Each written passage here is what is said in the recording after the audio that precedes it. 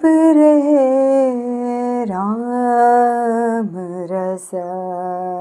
ರಾಮಾಯಣ ಅಂದರೆ ಏನು ಅನ್ನೋ ಮಕ್ಕಳ ಪ್ರಶ್ನೆಗೆ ಎಲ್ಲಿಂದ ಉತ್ತರ ಶುರು ಮಾಡಬೇಕು?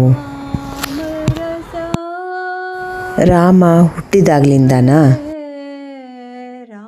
ಎಸ್, ರಾಮನ ಹುಟ್ಟಿನಲ್ಲೂ ಅರಿಯಬೇಕಾದ ಅಂಶ ಇದೆ. ರಾಮ ದೇವರು, ಅವನೊಬ್ಬ ಅವತಾರ ಪುರುಷ, ಮಹಾಶಕ್ತಿಶಾಲಿ. ಮಹಾವಿಷ್ಣುವಿನ 7ನೇ ಅವತಾರ ರಾಮ ಅಂತ ಮಕ್ಕಳಿಗೆ ಹೇಳಿದಾಗ ಅದು ಯಾಕೆ ಹುಟ್ಟಿದ ಅನ್ನೋ ಪ್ರಶ್ನೆ ಹೇಳತ್ತಲ್ಲ. ಅದು ಮನುಷ್ಯನಾಗಿ. ರಾಮ ಮನುಷ್ಯನಾಗಿ ಹುಟ್ಟಿದ್ರಿಂದ ತಾನೇ ಮನುಷ್ಯರಾದ ನಾವು ಹೇಗಿರಬೇಕು ಅನ್ನೋದು ತಿಳಿಯೋಕೆ ಸಾಧ್ಯವಾಗಿದ್ದು. ಇದು ರಾಮಾವತಾರದ ಬಹುಮುಖ್ಯ ಸಾರ ಅಂತ ನನಗನ್ಸುತ್ತೆ. ಯಾಕಂದರೆ ಯಾವತ್ತಿಗೂ ನಾವು ನಮ್ಮನ್ನು ಅವರ ಜಾಗದಲ್ಲಿಟ್ಟು ನೋಡೋದಕ್ಕೆ ಬಂದರೆ ಮಾತ್ರ ಅವರು ನಮ್ಮ ಮನಸ್ಸಿಗೆ ಹತ್ತಿರವಾಗ್ತಾರೆ. ಇಡೀ ರಾಮಾಯಣವನ್ನು ನಾವೇ ರಾಮನಾಗಿ ಕಲ್ಪಿಸಿಕೊಳ್ಳಬಹುದು.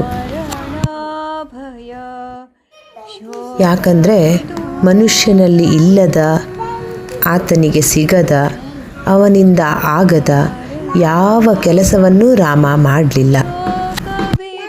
ಅಲ್ಲಿಗೆ ಪ್ರತಿಯೊಬ್ಬರೂ ಪ್ರಯತ್ನಿಸಿದರೆ ರಾಮನಾಗೋದಕ್ಕೆ ಸಾಧ್ಯ. ಹಾಗಂತ ಅದು ಸುಲಭದ್ದಲ್ಲ. ಅದಕ್ಕೆ ಮನಸ್ಸು ರೆಡಿಯಾಗಬೇಕು, ದೃಢ ಸಂಕಲ್ಪ ಮಾಡಬೇಕು. ಇವೆಲ್ಲದರ ಬಗ್ಗೆ, ರಾಮನ ಬಗ್ಗೆ ತುಂಬಾ ತಿಳ್ಕೊಂಡವರು ಸಾಕಷ್ಟು ಜನ ಇದ್ದಾರೆ. ಅಂಥವರ ಹತ್ರನೂ ಮಕ್ಕಳು ರಾಮನ ಬಗ್ಗೆ ತಿಳ್ಕೋಬೇಕು. ಆದರೆ ಈಗ ನಾನು ನನ್ನ ಮನಸ್ಸಿಗೆ ರಾಮಾಯಣ ಮುಟ್ಟಿದ ಹಾಗೆ ಮಕ್ಕಳಿಗೆ ಹೇಳೋ ಪ್ರಯತ್ನ ಮಾಡ್ತೀನಿ. ಅದನ್ನು ಎಲ್ಲಿಂದ ಶುರು ಮಾಡಬೇಕು? ಈ ಪ್ರಶ್ನೆಯಿಂದಲೇ ಶುರು ಮಾಡೋಣ. ರಾಮ ದೇವರ? ಹಾಗಾದರೆ ಅವನು ಯಾಕೆ ಯಾವ ಪವಾಡವನ್ನು ಮಾಡಲಿಲ್ಲ ಅನ್ನೋ ಮಕ್ಕಳ ಪ್ರಶ್ನೆಗೆ ನಾನು ಹೇಳಿದ್ದು, ಆತ ರಾವಣನನ್ನು ಸಾಯಿಸಿದನಲ್ವಾ ಅಂತ. ಅದಕ್ಕೆ ಅವರಂದಿದ್ದು, ಕೆಟ್ಟವರನ್ನು ಸಾಯಿಸಿ ಬಿಟ್ಟರೆ ರಾಮನಾಗಬಹುದಾ?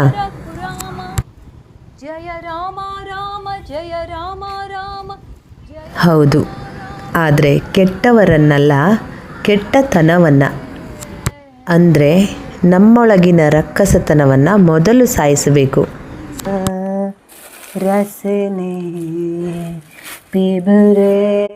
ಕೆಟ್ಟ ಯೋಚನೆ, ಕೆಟ್ಟ ಕೆಲಸ, ಕೆಟ್ಟ ಭಾವನೆ ಯಾವುದೂ ನಮ್ಮ ಬಳಿ ಸುಳಿಯದ ಹಾಗೆ ನೋಡ್ಕೋಬೇಕು, ರಾಮನ ಹಾಗೆ. ರಾಮ ಕಲಿಸೋ ಮೊದಲ ಬಹುಮುಖ್ಯ ಪಾಠ ಇದು.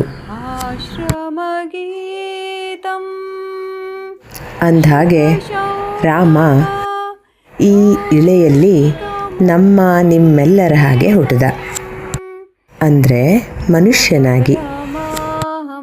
ಆಗಲೇ ಹೇಳಿದ್ನಲ್ಲ, ವಿಷ್ಣುವಿನ 7ನೇ ಅವತಾರ ರಾಮ ಅಂತ.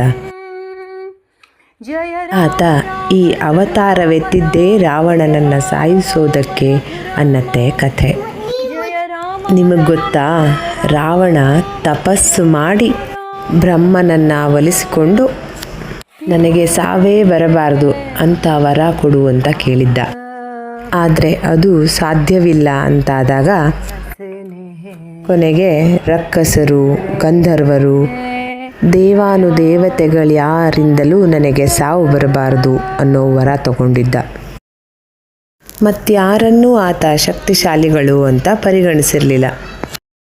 ಈ ನನ್ನ 10 ತಲೆಯ ಮುಂದೆ ಯಕ್ಕಶ್ಚಿತ್ ಮನುಷ್ಯರೆಲ್ಲ ಯಾವ ಲೆಕ್ಕ, ನನಗೆ ನಾನೇ ಸಾಟಿ ಅಂದುಕೊಂಡು ಅಬ್ಬರಿಸಿ ಬೊಬ್ಬರಿದಿದ್ದ.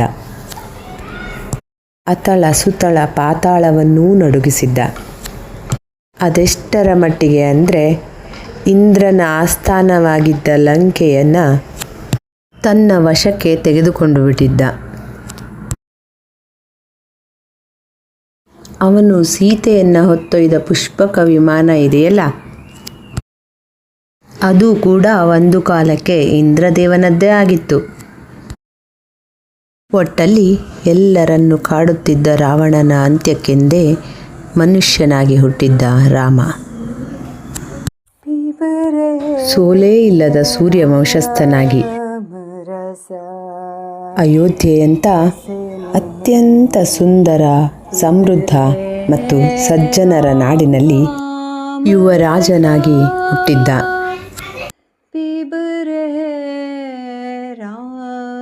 ಈಗಿನ ಕಾಲಕ್ಕೆ ಹೋಲಿಸಿದರೆ ಅತ್ಯಂತ ಶ್ರೀಮಂತ ಪ್ರಭಾವಿಗಳ ಮನೆಯಲ್ಲಿ ಹುಟ್ಟಿದ ಮಗು ರಾಮ.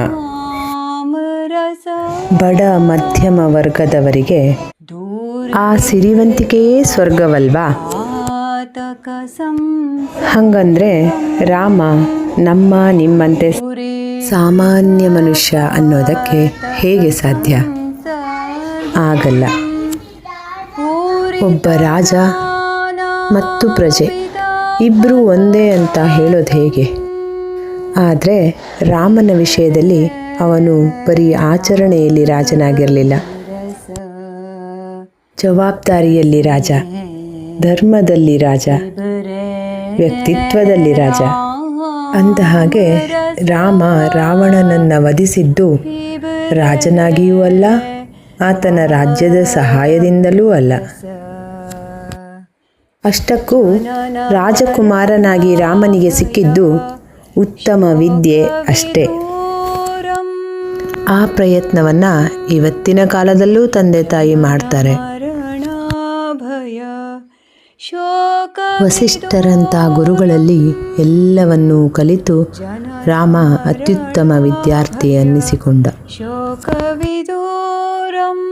ಪ್ರಜೆಗಳ ಜೊತೆಗೆ ಪ್ರಜೆಯಾಗಿ ಅರಿತು ಬೆರೆತು ರಾಜ್ಯವನ್ನಾಳುವ ಎಲ್ಲ ಗುಣಗಳನ್ನು ಹೊದ್ದು ನಿಂತ ರಾಮನಿಗೆ ಇನ್ನೇನು ಪಟ್ಟಾಭಿಷೇಕ ನಡೆಯುವುದರಲ್ಲಿತ್ತು. ಅಷ್ಟರಲ್ಲಿ ಅವನು ಅಧಿಕಾರದಿಂದ, ಅರಮನೆಯಿಂದ, ಕೊನೆಗೆ ಅವನವರೆಲ್ಲರಿಂದಲೂ ದೂರ ಸರಿಯಬೇಕಾಗಿ ಬಂತು. ಆವತ್ತು ರಾಮ ಮಾಡಿದ ತ್ಯಾಗ ಇತ್ತಲ್ಲ, ಅದರಲ್ಲೇ ನಾವು ಕಲಿಯಬೇಕಾದದ್ದೆಷ್ಟಿದೆ ಗೊತ್ತಾ?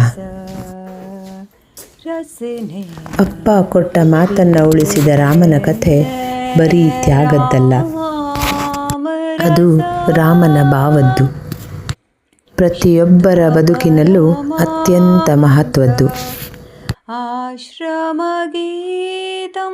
ಅದನ್ನು ಈ ಮಕ್ಕಳಿಗೆ ಅರ್ಥವಾಗುವಂತೆ ಹೇಳಬೇಕಲ್ಲ. ಪ್ರಯತ್ನ ಮಾಡ್ತೀನಿ. ಜಯ ರಾಮ ರಾಮ ಜಯ ರಾಮ ರಾಮ ರಘುರಾಮ.